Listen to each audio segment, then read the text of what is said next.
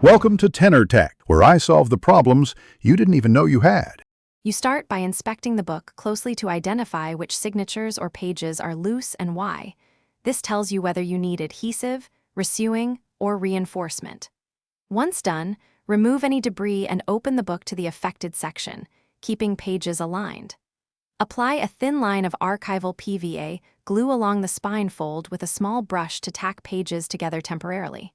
Make sure edges match. Use a bone folder to remove air and ensure good contact before moving to more involved fixes. Once signatures are tacked, work through the middle steps. If the gatherings are intact, glue each fold carefully and press with the bone folder so glue penetrates the fibers. This prevents future slips. If holes exist, resew using a simple pamphlet or kettle stitch through original stations to restore structural strength, threading evenly and knotting securely. After stitching, apply a narrow strip of Japanese tissue or cloth with PVA along the spine to reinforce the joint. Smooth it down and make sure it adheres without wrinkles. Finish by carefully closing the book and placing it under a flat weight or in clamps to cure for 12 to 24 hours. This ensures a solid bond.